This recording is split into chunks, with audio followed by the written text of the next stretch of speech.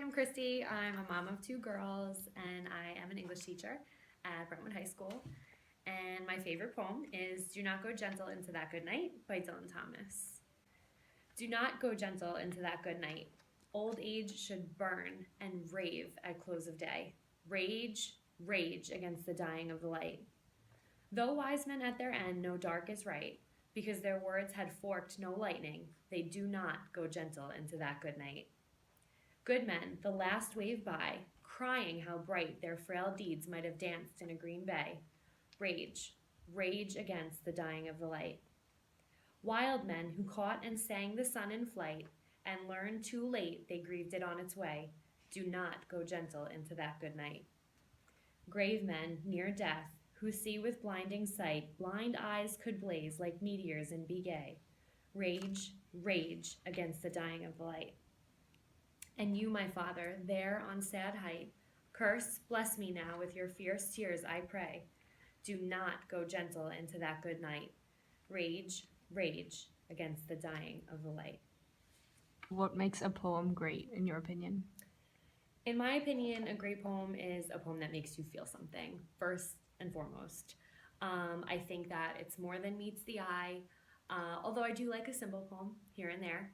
I like a poem that's open to interpretation, that you can have a great conversation about as a teacher. I think that's really important. And generally, I also think a good poem is multi-draft, because although there are good poems that are stream of consciousness and can be really interesting, I think more thought generally goes into a poem that I would consider to be great. Why is this your favorite poem? It's my favorite poem because I have a special connection to this poem, as when I was in my first intro to poetry class in college, it was the first poem that I really felt like I got without somebody telling me what it meant. There's the extended metaphor, obviously, throughout the poem.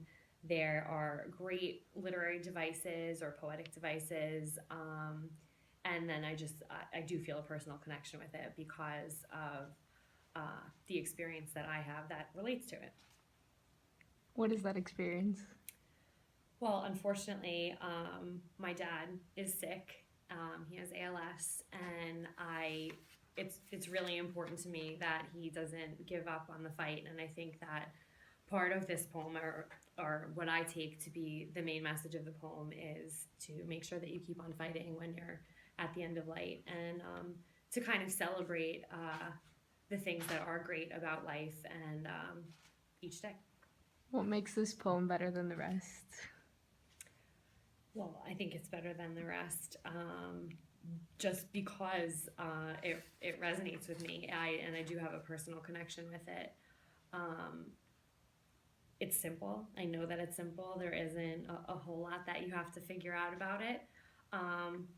But the language isn't maybe as simple as it appears to be on the surface.